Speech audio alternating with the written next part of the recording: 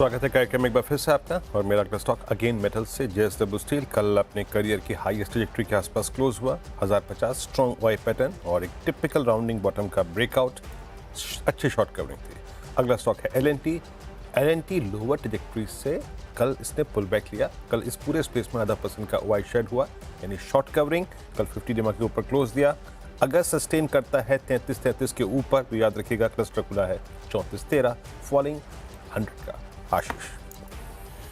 Okay, अगले दो stocks मैंने जो रखे हैं वो दोनों फार्मास्यूटिकल्स।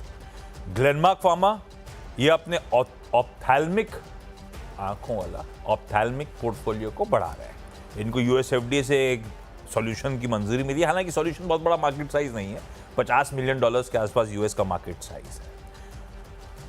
दूसरा पिरामल फार्मा, इनके लिए इनका थेरोपेटिक जो एरिया है उस पर एक्सपेंशन मिल रहा है।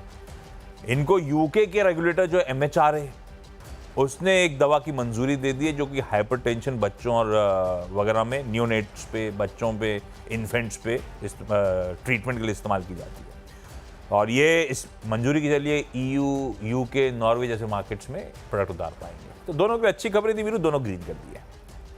ओके मैंने अगला स्टॉक पिक किया है मैक्स फाइनेंशियल्स। ये मेरी टीम में कल भी था, बहुत स्ट्रॉन्ग मूव जनरेट किया और मैं इसी बात को लेकर इस पर आतुर हुआ कि भाई इसको आज भी इंक्लूड करना चाहिए। मोमेंटम था और ये भी अक्टूबर से अब तक चली आ रही स्लोपिंग नॉर्मल चल। मैंने सारे वो स्टॉक्स पिक किए जहाँ पे कल शॉर्ट कवरिंग थी। अब याद रखिएगा ये सारे एवरेजेस के ऊपर सेटल हो गया है। बेस है 1105, सस्टेन करेगा तो एटलीस्ट 1170 की ट्रैजेक्टरी खुली है, जो कि इसका स्विंग हाई है approximately first week of Feb का। और लास्ट SBI Cards, finally a bullish flag. 20 day से कल रिवर्सल लिया। स्क्रीन पे शॉर्ट कवरिंग, करीब करीब 1% वाई शेड हुआ। अगला थ्रेशोल्ड पॉइंट है 860, in that case 80 is open. Ashish. Okay, दो लाल ले जा रहा हूं। एक तो वीरू TBO टेक है। रिपोर्ट्स कहती हैं कि नेटवर्क एक्सक्लूसिव भी कहती है कि आज यहां पे एक लार्ज ट्रेड हो सकता है।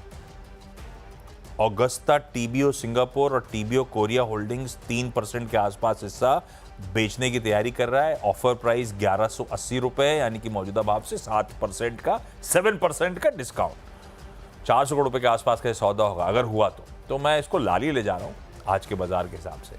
और मणप्पुरम कल अपना ग्रीन था क्योंकि कल इंतजार था, जाते जाते फिर तेजी तूल पकड़ी स्टॉक में।